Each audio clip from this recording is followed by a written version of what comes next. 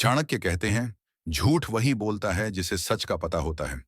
क्योंकि झूठ सुनाने वालों को भले हकीकत का अंदाजा ना हो, लेकिन झूठ बोलने वाला हमेशा सच जानता है। इसीलिए झूठ को पकड़ना भी एक कला है।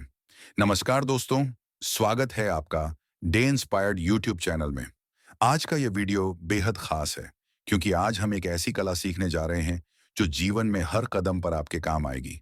झूठ को पकड़ने की कला, और इस कला को सीखना हर उस व्यक्ति के लिए जरूरी है जो अपने जीवन को सच के रास्ते पर ले जाना चाहता है।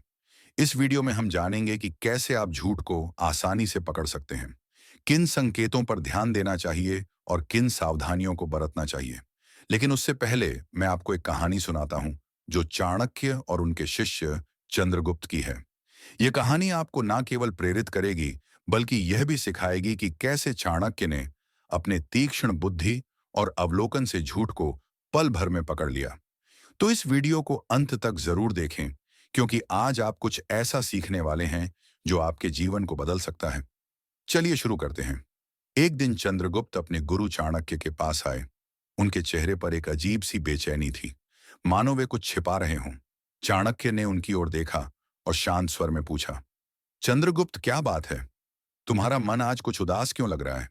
चंद्रगुप्त ने हंसते हुए जवाब दिया, गुरुदेव, कुछ नहीं, बस युद्ध की तैयारियों में व्यस्त था। सब ठीक है। लेकिन उनकी आंखें कुछ और कह रही थीं। चाणक्य ने गौर किया कि चंद्रगुप्त की मुस्कान बनावटी थी और उनकी आवाज में एक हल्का सा कंपन था। चाणक्य ने मुस्कुराते हुए कहा, चंद्रगुप्त, तुम मेरे शिष्य हो। तुम्हें मुझसे कुछ छिपाने की आवश्यकता नहीं। बोलो, क्या बात है? चंद्रगुप्त ने फिर हंसकर टालने की कोशिश की। गुरुदेव, आप भी ना हर बार मेरे मन की बात पढ़ लेते हैं। सच में कुछ नहीं हुआ। लेकिन चाणक्य को समझने में देर नहीं लगी। उन्होंने 2 मिनट के भीतर चंद्रगुप्त का झूठ पकड़ लिया।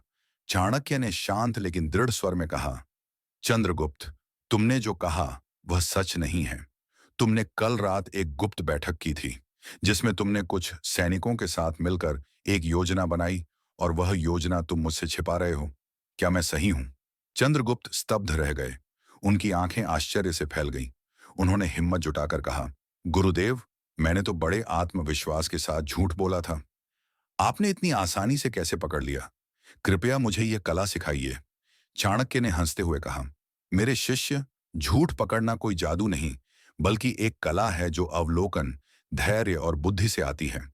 आज मैं तुम्हें यह सिखाऊंगा कि कैसे तुम झूठ को पकड़ सकते हो और हकीकत को जान सकते हो। लेकिन पहले मैं तुम्हें एक और कहानी सुनाता हूं जो तुम्हें इस कला का महत्व समझाएगी। एक छोटा सा गांव था, हरा भरा, शांत और ईमानदार लोगों से भरा हुआ। उसी गांव में एक व्यापारी रहता था। उसका नाम था धर्मदत्त।